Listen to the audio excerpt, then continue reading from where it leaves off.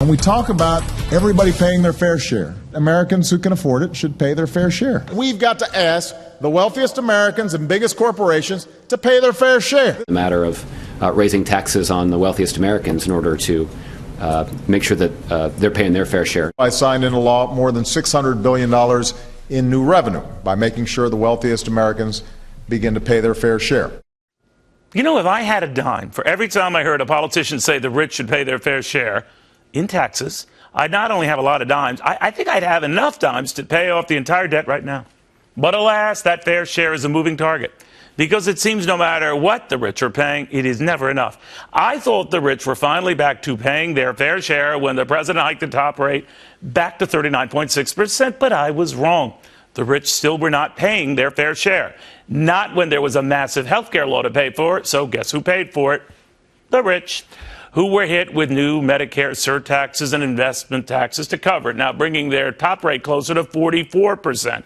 And I thought maybe now the rich are finally paying their fair share, but I was wrong. Nowhere close, because a lot of liberals said no, we're near done, changing the tax code quite sneakily and limiting just how much the rich could write off, which raises their taxes. That squeezed another couple of percentage points out of the rich, bringing the real top rate about to 47%. Still not enough, still not fair, even after throwing in state taxes and real estate taxes, bringing that top rate well north of 55%. Not north enough, still not fair enough. Not when there is still so much spending to do. Enter Bernie Sanders today and his new proposed Robin Hood tax. That's what he's calling it. At least Sanders is calling it for what it is, so I admire that.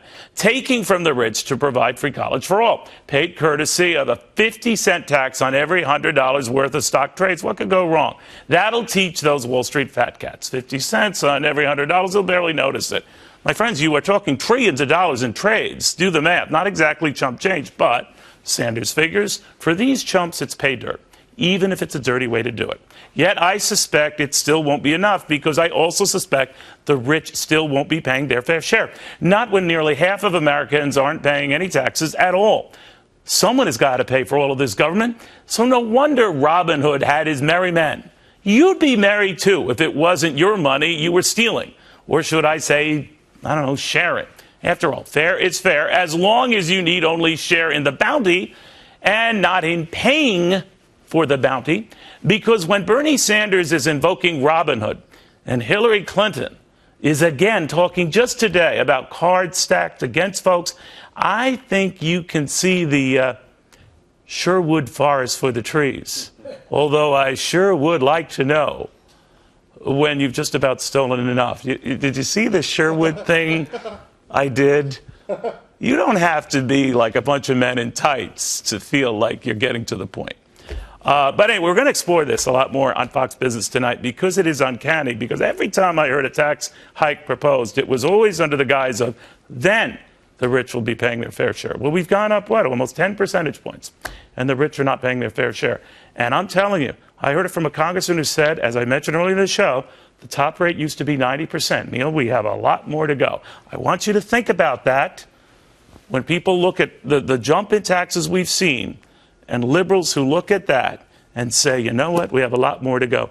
Is it me, or is it uncanny that they're very creative at coming up with ways to get more money?